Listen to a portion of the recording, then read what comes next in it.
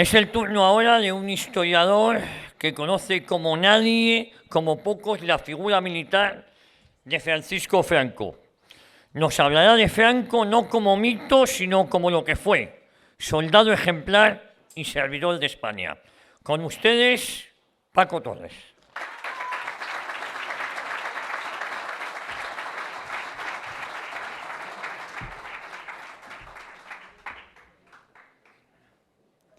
Bueno, después de Pablo, no sé dónde está Pablo, que lamento no haber podido estar desde esta mañana con...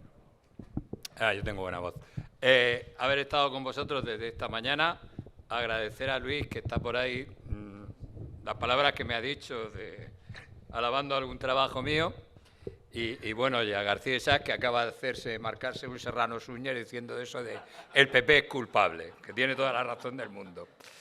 Y luego agradecer también a la hermandad la invitación para estar hoy aquí, en este acto en defensa de la libertad, y estar en esta ciudad que probablemente es la que sufrió los mayores bombardeos por parte de la aviación republicana de la Guerra Civil.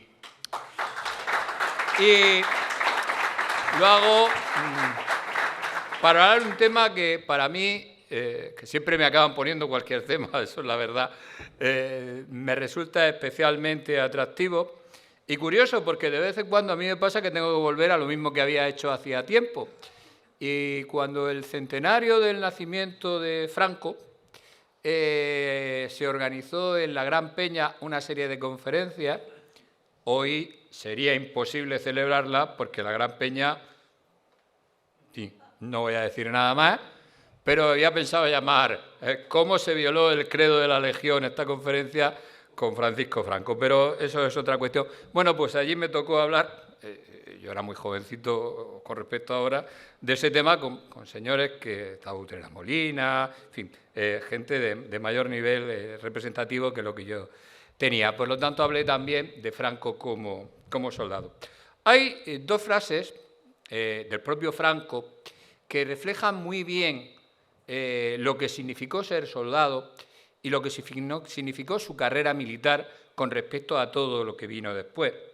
Una es aquella que decía que sin África apenas puedo entenderme yo a mí mismo. Y la segunda es que cuando escribía un guión para hacer se supone que una autobiografía, pero probablemente un libro, él estaba muy interesado cuando empezó a florecer ya la bibliografía sobre la Guerra Civil, pues un libro para explicar un poco desde su perspectiva cómo se había llegado a la Guerra Civil y su papel y algunas cosas más, y él puso aquello de Legión, afianzamiento de la personalidad. Y eso refleja muy bien lo que para él fueron esos 12 años de su vida como jefe, oficial primero y jefe de una fuerza de choque. Y anotaba su hija Carmen también, dentro de ese detalle, que él a lo largo de su vida fue siempre un militar, un soldado. Y esto a veces a los historiadores se nos ha ido. Al final hemos acabado un poco influenciados por el mito y por el jefe del Estado, y se nos ha olvidado eso precisamente, que él siempre se consideró un soldado. Tenía razón Carmen, porque Franco nunca pasó a la reserva.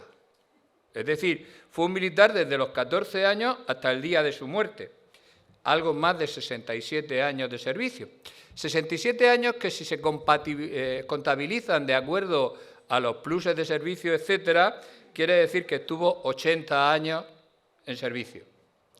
Es decir, prácticamente debe ser la biografía militar más extensa del ejército español, quitando la del general Valeriano Weyler, que siguió como militar en activo y tenía ya cerca de 88 años. Y luego es que su carrera, aunque no sé si eso es exaltación o constatación de una realidad, hizo que en 15 años ascendiera desde segundo teniente a general de brigada. Es decir, creo que es una de las, en el siglo XX, por supuesto, y desde la Restauración también, uno de los escasísimos casos en que eso sucede.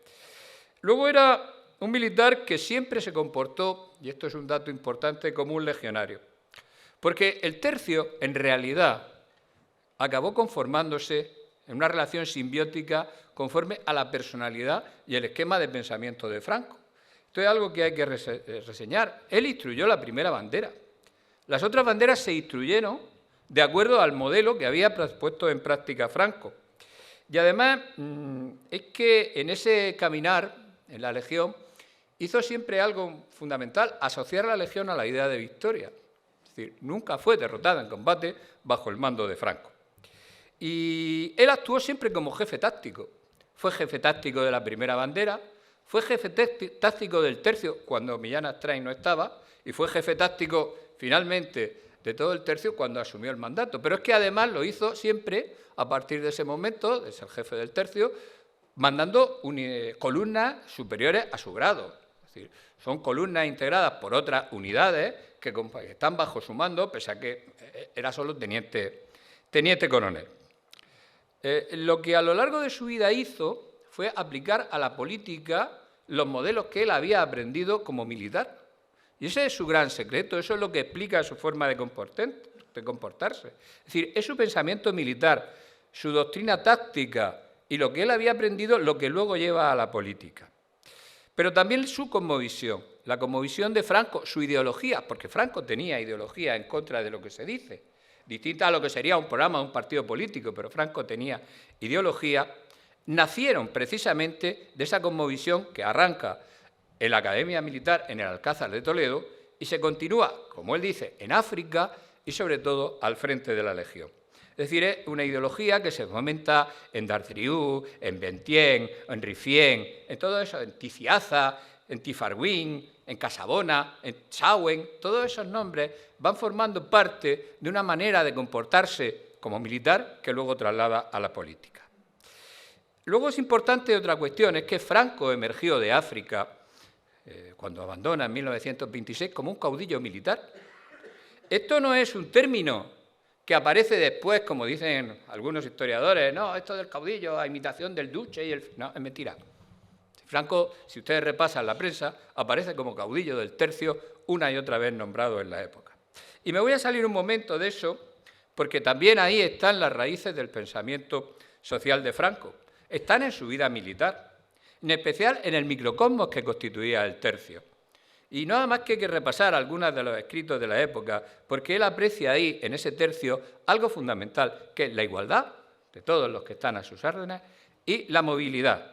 Es decir, el tercio practica el ennoblecimiento, el pase desde la miseria a la hidalguía. Y eso es lo mismo que él hace cuando esté al frente del Estado español.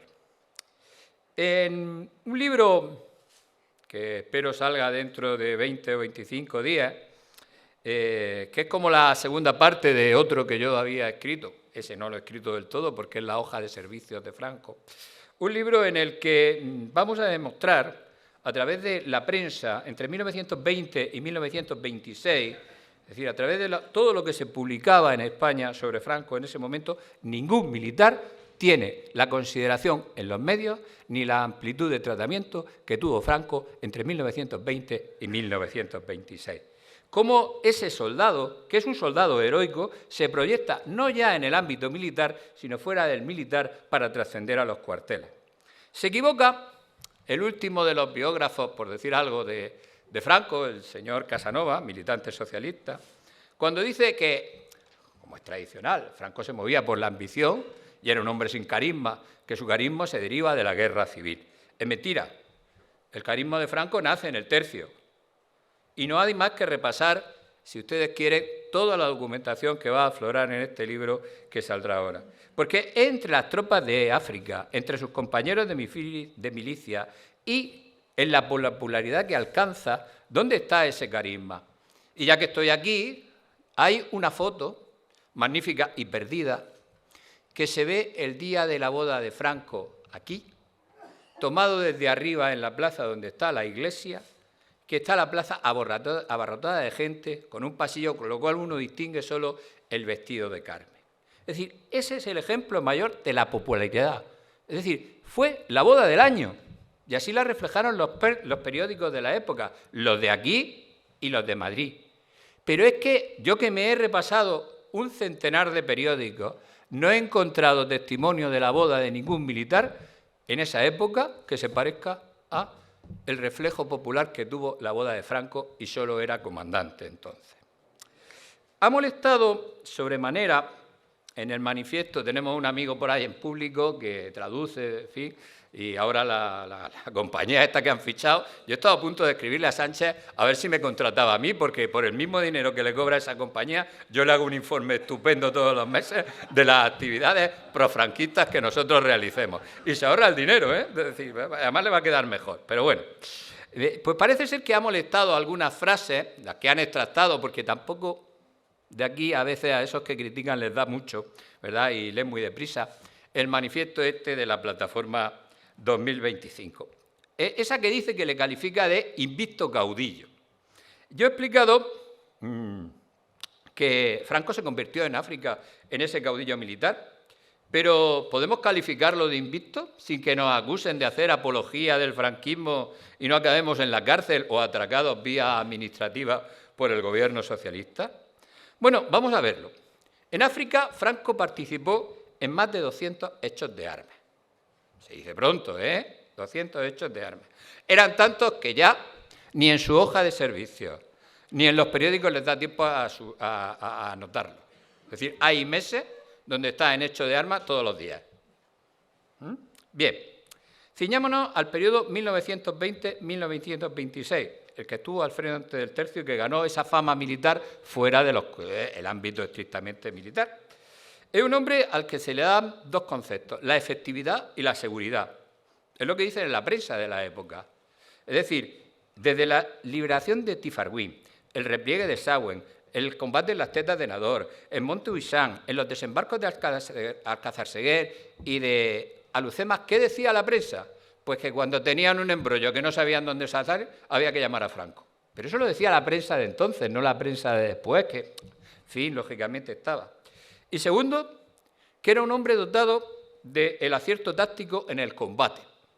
Esto era fundamental porque luego esto también lo aplica en la política. Es decir, todos alaban su golpe de visión táctico, una vez que como jefe táctico lleva a la legión, es el que decide por dónde avanza, el que lo tiene perfectamente y sabe dónde tiene que atacar y el momento donde está. De todo ese tiempo, solo hubo una ocasión en que ante la acumulación de fuerzas no pudo llegar a completar la misión encomendada, no pudo llegar a convoyar una posición. Solo en una ocasión.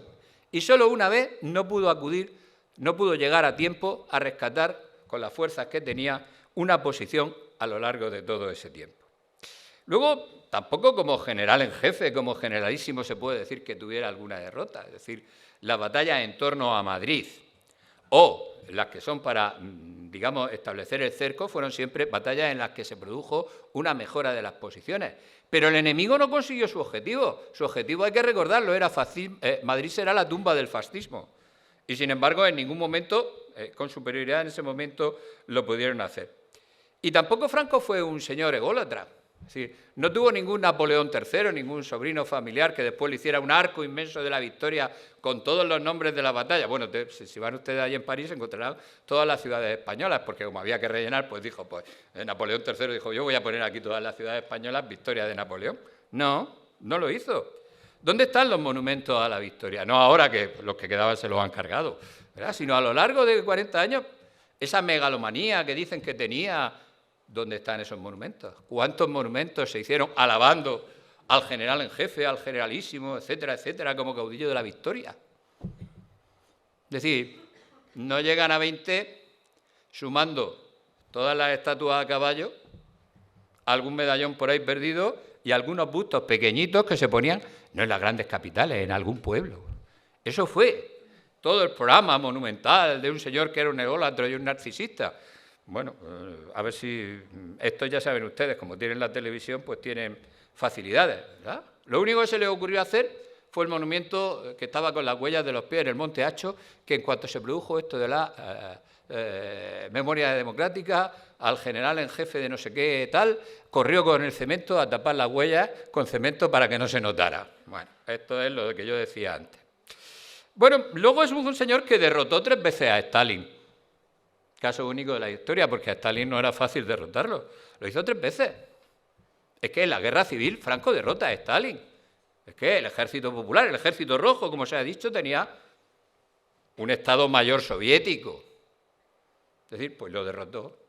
No contento de eso, le volvió a derrotar en el Valle de Arán, porque la invasión del Maquis estaba programada desde Moscú. Cuando vieron Stalin que aquello no funcionaba, ordenó la retirada y mandó a Santiago Carrillo para que liquidara, en fin, a los díscolos que no querían retirarse. Y no le perdonó. Es que en Yalta y en Potsdam Churchill se preguntaba, ¿por qué Stalin tiene esta inquinia contra Franco? Bueno, porque lo había derrotado.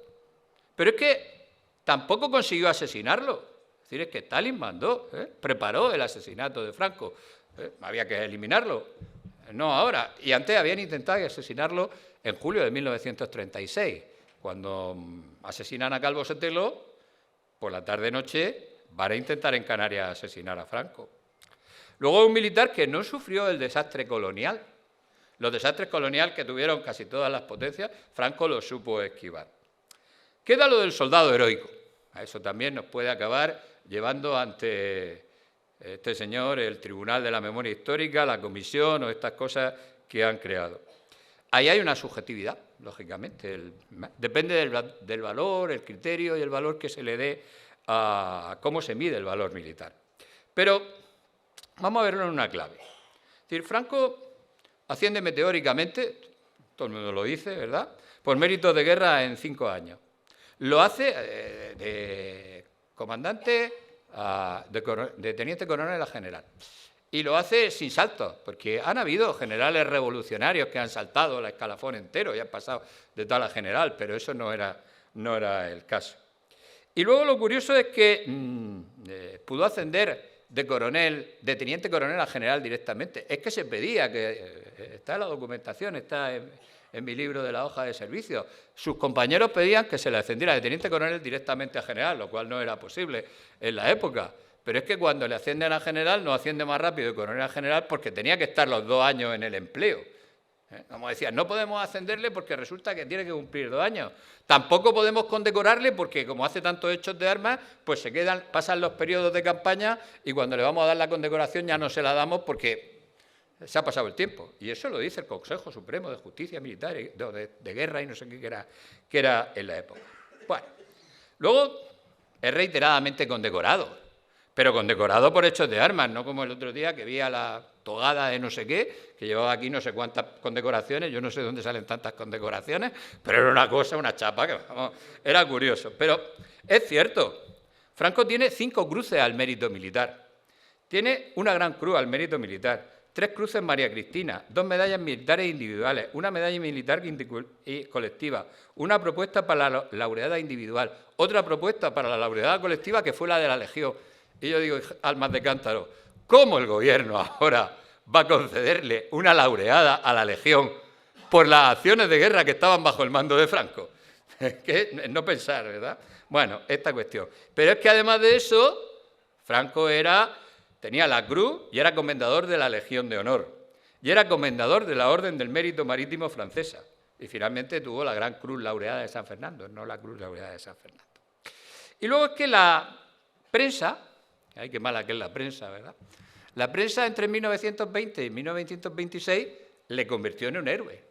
Y de eso no tenemos la culpa a nadie. Es decir, es que las crónicas de prensa siempre te lo retratan a caballo, al frente de su hombre y bajo una lluvia de balas. Esto es lo más usual en los relatos. Es decir, hasta cuando era teniente coronel. Y además, recuerden ustedes la frase de Indalecio Prieto, por si no saben, líder socialista, ¿verdad? Franco es la fórmula suprema del valor. Bueno, ¿quién soy yo para desmentir a un líder socialista?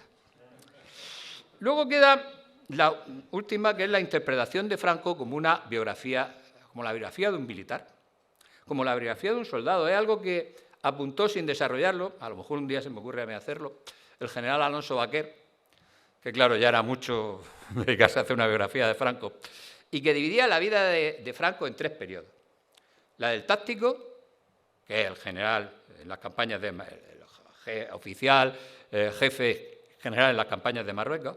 El estratega, que es en la guerra civil, pero estratega en su dimensión militar y en su dimensión política. Y luego ya una tercera, que no ponía nombre, se lo pongo yo, que era la del político geoestratégico. Es decir, es que Franco supo leer perfectamente la Segunda Guerra Mundial. es que Franco supo leer perfectamente la Guerra Fría. Es decir, Franco supo leer cuál iba a ser el papel de los Estados Unidos. ¿Sabéis lo que pensaba Stalin cuando Franco ya sabía esto? Pues que el capitalismo se iba a derrumbar y que no tenía más que aguardar porque, dada la evolución, Inglaterra y Estados Unidos entrarían en guerra por la competencia de las materias primas y los mercados internacionales. Ese era el planteamiento de Stalin en esa época. Y Franco supo ver todas estas cuestiones. Luego nos queda el tipo del militar. Es decir, cuando se repasa esto de la prensa, y todos te dicen, no, es que Franco luego sufrió una campaña, en fin, de incienso público que le hizo incrementarse la megalomanía si ya no la tenía bastante subida de tono, y le comparaban con el Cid, es que ya le comparaban con el Cid campeador cuando estaba al frente de la Legión, y con otros más, y con el oficial maravilloso de los tercios, Cristóbal de Mondragón. Sus compañeros de armas lo que le regalan es el sable copia, la espada copia de la de Cristóbal de Mondragón cuando asciende al generalato. Y luego es que a mí me hace mucha gracia la comparativa con Napoleón. Es decir, cuando tienen que meterse con Franco, lo comparan con Napoleón. Oiga, no está mal que te comparen con Napoleón, solo que Napoleón tuvo Waterloo y Franco no. Esta cuestión también es importante. Y era lógico porque la mayor parte de los militares de su época, en España y fuera de España, eran militares napoleónicos. Creían en la batalla decisiva.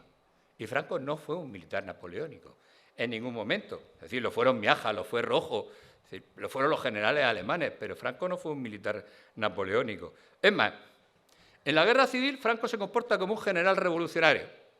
Esto, como yo he escrito un libro que se llama Franco socialista, lo mismo uno que se llama Franco general revolucionario, y ya rizamos el rizo. Y lo decía alguien que no le tenía, a pesar de que era militar, y era Ramón Salas Larrazábal, tenía su aquel con Franco como militar. Decía, ¿por qué? Porque en la guerra civil él siempre fue en defensa 1 contra 10 y en ataque 10 contra 1. Y sus enemigos, que eran los revolucionarios, pues lo hacían la guerra de forma conservadora. Luego es que su planteamiento estratégico en la guerra fue el de la aproximación indirecta, no el de la aproximación directa, que es el que triunfó al final en la Segunda Guerra Mundial. Su opción teórica, sobre la que escribió, porque Franco podía haber tenido una gran carrera como tratadista militar, fue la doctrina, la aplicación de la batalla defensiva. Es lo que transmite, está en el libro de la hoja de servicio de un soldado, yo reproduje, no se había vuelto a hacer desde la guerra, el comentario de Franco a los reglamentos de grandes unidades, que es fundamental para entender luego cómo Franco gobierna. Está ahí si uno se lo lee. Bueno, ¿y ahí cuál es la opción estratégica de Franco? La batalla defensiva. Bueno, pues sí, que luego expresa en un librito que se llama ABC de la batalla defensiva. Y están ahí. Esas son las enseñanzas que reciben sus jefes de grandes unidades. Y entre sus jefes de grandes unidades está el general Muñoz Grandes y el general Emilio Esteban Infante, que son los que, aplicando la batalla defensiva, logran el último triunfo del ejército español, que es la batalla de Krasnivor, que el Ministerio de Defensa acaba de prohibir una conferencia en Alicante sobre esa batalla. No estábamos bien. Luego todos reconocen que Franco tenía una ventaja, y era el reconocimiento, la planificación y la superioridad logística. Es decir, cuando dicen que no era un militar técnico, no, los que no eran técnicos eran todos los que tenía enfrente, él sí, ¿verdad? Y luego hay algo fundamental en él, su motor, la voluntad de vencer. Es algo que nunca le falló. Es alguien que nunca dudó en la voluntad de vencer. Cuando él hace un análisis crítico del desastre de Anual, que va a aparecer publicado en ese libro que yo comento, y escribe unas cartas privadas, no públicas, pues hace eso. Es que lo que ha sucedido en Anual es que ese ejército y su general perdieron la voluntad de vencer. Y esto es fundamental. Es hasta moderno, es decir, cuando él se enfrenta, está al mando de la Legión, él quiere fortalecer la Legión. Y entonces plantea hacer el modelo de brigada, el modelo actual de brigada que tiene la Legión, lo plantea Franco en el año 25, lo consigue a medias porque le pone muchas pegas y al final consigue agrandarla. Él quería tener una unidad de caballería motorizada, pero al final le dejan un escuadrón de lanceros para que vistan mucho, pero él hace esas cuestiones. Finalmente, la Vulgata antifranquista, desde el punto de vista militar, nos lo presenta como una africanista, es decir, que si algo se puede ser peor que fascista es ser africanista. Es decir, evidencia del militar, inculto, sin capacidad técnica, todo lo que ustedes quieran puesto. Bueno, pues dicen, bueno, El general Miguel Alonso Vaquera. Aceptando eso, hay que tener en cuenta que el general Franco fue siempre un africanista atípico. Cierto, porque si se lee en las revistas de tropas coloniales, un militar tonto, intelectual y con baja cultura que dirige una revista que se convierte en prestigiosísima, que es la revista de tropas coloniales, y que tiene influencia porque llega a donde llega, es decir, hasta el rey de España. Bueno, y luego dice, bueno, es que Franco tiene un problema, es que no es un militar como los demás militares de su tiempo. Es más, ni tan siquiera era pretoriano. Esto que ahora están de moda, eran los pretorianos, los africanistas. Mire usted, los africanistas puede que fueran pretorianos en su mentalidad, pero los que de verdad eran pretorianos, ellos se quejaban y obedecían, eran las juntas militares de defensa, de tendencia más o menos izquierdista. Esos sí eran pretorianos, esos sí hacían caer gobiernos cuando no les gustaban las decisiones. Y vayamos a este último invento, que es lo de las tipologías. Esto que se puso tan de moda porque un señor americano escribió, ya no vi una cosa sobre el militar profesional aplicado al ejército de los Estados Unidos, que todos estos que se dedican ahora a la historia académico-militar, no como nosotros o como yo, voy a personalizar, que no somos académicos, por lo tanto nos inventamos las cosas, pues ellos dicen, no, esta es la demostración palpable, mire usted. ¿Por qué? Porque Franco es la imagen del militar heroico, ¿verdad? Franco fue un militar heroico. Es decir, es que hasta, ustedes no lo saben, sabrán en este libro, pero Franco recibió una segunda herida de combate, muy pequeña, muy breve, pero los periodistas la contaron, luego no aparece en ningún lado. ¿Por qué? Bueno, es fácil, era una herida leve, se decía, bueno, se la está curando su ordenanza y tal. ¿Por qué? Porque así no rompía el mito, ¿no? El mito de la baraca, de la que no le tocaban las balas, para presentar la fe en sus hombres. Bueno, pero esto ya es otra cuestión. Bueno, pues dicen, no, es que esto del militar heroico ya ha pasado, ahora necesitamos el modelo del militar gestor, profesional, cualificado, innovador y preocupado por la especialización técnica. Bueno, pero la biografía de Franco lo que te dice precisamente es lo contrario. Era un gestor, es decir, es que hay que construir desde abajo el tercio, es decir, cuando es construir desde abajo es que hay que hacer hasta los cuarteles. Y segundo, y luego la Academia General Militar, es que Franco hasta diseña la Academia General Militar, es que hasta se le ocurre la peregrina idea de voy a poner unos pasillos por debajo para que así los cadetes puedan ir de un lado por otro, porque en Zaragoza hace un poco de fresquillo y naturalmente así en invierno lo hacen. Luego decían lo de innovador y especialización, pero ustedes se han leído alguna vez las campañas de Marruecos, pero ustedes saben que la primera unidad que combate combinando artillería, ametralladoras y tanques de la época es la Legión al mando de Franco. Pero ustedes saben que el primero que de verdad hace reconocimientos aéreos previos a cada una de sus operaciones, de ahí su superioridad táctica, es Franco en un avión. Bueno, pues ya saben ustedes. Pero es que Franco es hasta capaz, debería ser un poco chinche, ¿verdad? Porque es que te diseña hasta los calibres de la munición. A sus generales le dice qué calibre de munición hay que utilizar en cada momento, lo cual ya es por aquello de la técnica. Luego te dicen, no, pero el problema es el liderazgo, porque el general moderno de Janovic es el partidario del liderazgo persuasivo frente al liderazgo disciplinario. Bueno, yo no sé cuál es el ejército americano, cómo debe ser esto hasta los años 60, pero en fin, si uno repasa todo lo que decían de Franco en el 20 al 26, era que era un líder carismático de sus hombres. No solo de sus hombres, sino de las unidades que iban con él. Es que hay una que era una batería, las baterías que llevaban no eran de la Legión. Bueno, pues esa batería que llevaba en campaña y que le decía, tienes que colocarte aquí y luego aquí, porque señalaba los emplazamientos artilleros en función del avance, en los periódicos ellos se presentaban como las baterías gallegas de Franco. Curioso, ¿verdad? Es decir, luego hablan de la lentitud. Es decir, dicen, bueno, Franco es un militar que lo analiza todo, que nunca se mueve sin tenerlo todo previsto, pero era un hombre lento, desesperante, ¿verdad? Claro, Franco nunca hubiera hecho lo que hizo el general Vicente Rojo. Cruzar un río enorme como el Ebro, sin tener puentes suficientes, para meterse en una zona dominada por crestas y por colinas, para quedar embolsado y encabezonarse en aguantar ahí carros y carretas. Y además planificar una operación doble en la cual el otro, el general Miaja, se queda quieto. Sí, eso nunca lo hubiera hecho Franco, porque Franco disponía de todas las habilidades. pero ya saben que Vicente Rojo era un genio de la guerra, que perdió todas las batallas. Es decir, como las perdieron todos los generales que se salieron al paso. Es decir, cuando Franco avanza desde Sevilla hasta Baqueda, lo hace con 12.000, 15.000 hombres, lo hace con todo lo que pilla, es decir, pues si coge un coche, da órdenes, lo requiso el coche para transportar las tropas como pueda, lo hace con poca artillería, lo hace moviéndose de noche porque tiene los aviones encima, y encima los que le salen al frente son Núñez Torrado, Heredia, gente que había combatido con él en África y que lo conocía perfectamente, y a los que derrota una y otra vez, ¿verdad? Esto también es importante. Y luego decía Baquer una cosa interesante, y es que Franco deja siempre, al contrario, y esto lo aplica en la política, que despliegue todo su arsenal antes de moverse él. Solo cuando entiende que el otro ha desplegado todo lo que quiere, él reacciona. Y eso lo traslada a la política. Es decir, Franco era el hombre contrario a lo que muchos militares les pasaba, e incluso a sus generales, que eran unos mariprisas. Es decir, él nunca tenía prisa. Por eso ganó, entre otras cosas, la guerra. Finalmente, para terminar, yo diría, bueno, ¿y qué decían de él? Voy a centrarme en los republicanos. ¿Qué decía de él el general Núñez de Prado? Bueno, pues Núñez de Prado, es decir, fue el que pidió que directamente de teniente coronel lo ascendieran a general. Y decía que había que hacerlo, por lo mismo por su valor que por su talento militar, se destaca como una de las figuras más prestigiosas de nuestro ejército. 1925.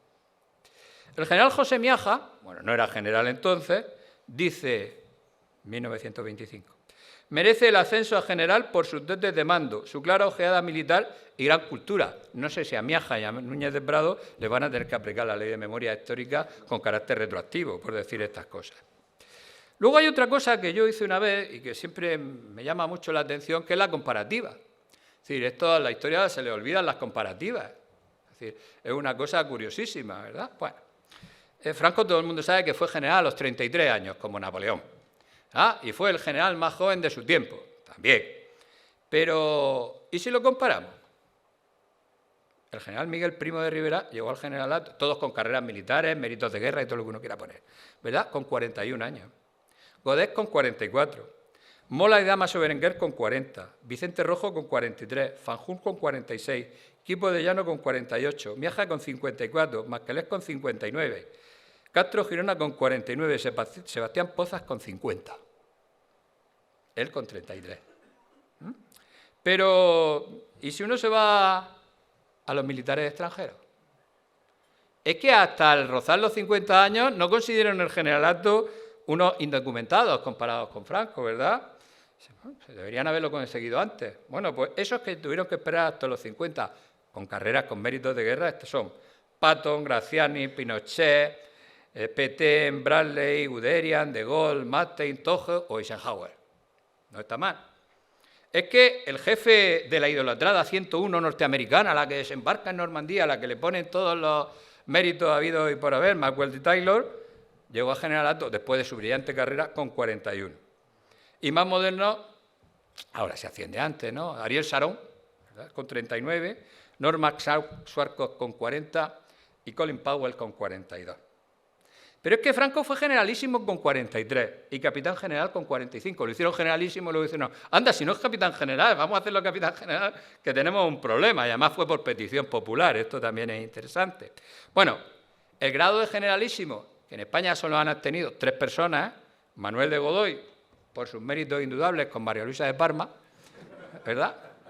El general Baldomero Espartero y Francisco Franco, ¿verdad? Bueno, pues Franco fue generalísimo con 40 años, con 43, y capitán general con 45. Un equivalente, aunque esto sea un poco así para andar por casa, sería el grado de general de 5 estrellas norteamericano. Bueno, pues ese grado, que en Estados Unidos ya no se ha dado, es decir, solo tienen 5 personas, si yo no me equivoco, lo tuvo el general Bradley con 57 años, Henry Arnold con 58, general Marshall con 64, Eisenhower con 54 y MacArthur con 64. Pero es que Mariscal Petain fue mariscal de Francia con 63. Y Powell, que es el que más ha lanzado, se quedó solo en general de 4 estrellas, después de una carrera Vietnam, Libia, Granada, la Guerra del Golfo, con 52 años. No está mal. El equivalente en Estados Unidos anterior sería el general Ulises S. Grant, que lo hizo con 64 años. No está mal. Es decir, yo a veces en estas figuras militares, yo creo que siempre Franco se miró en el espejo del general Espartero, que tuvo también una carrera meteórica, pero para ser generalísimo de los ejércitos tuvo que esperar hasta los 60 años. Y como no nos vamos a tener tiempo, y no sé cómo va el tiempo, y tengo aquí así, pero voy a terminar ya.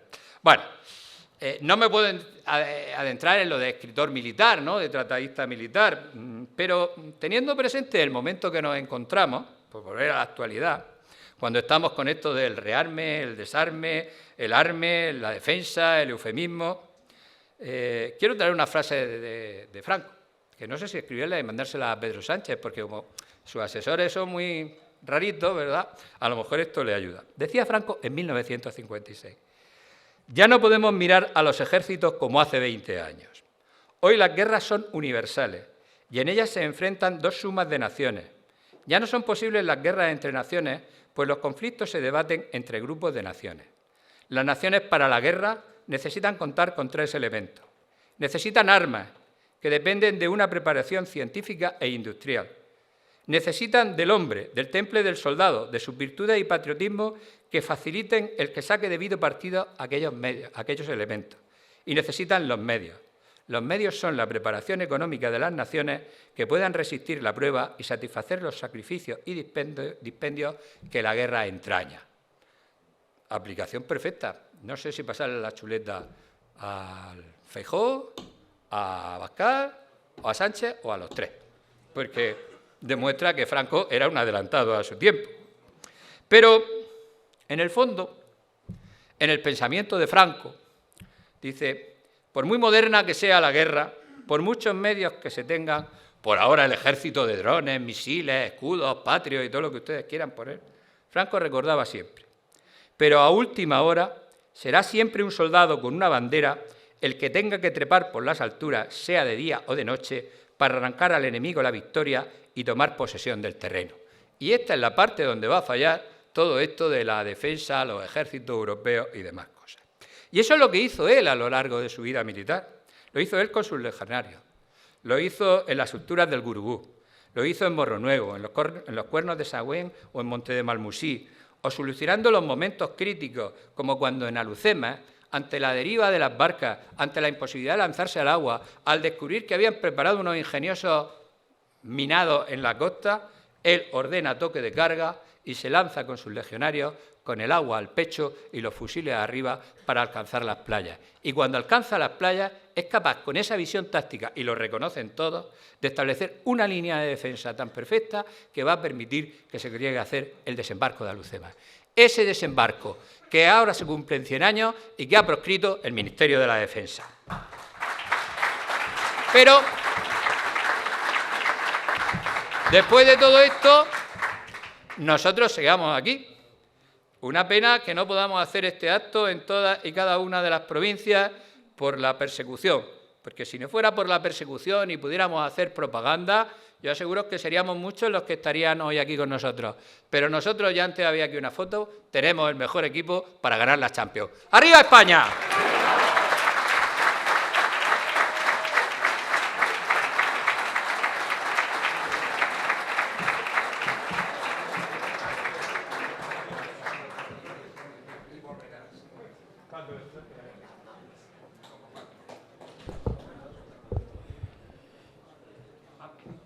Gracias, Paco, por devolvernos la imagen real y honesta de un hombre al servicio de su patria. Muy agradecidos, Paco.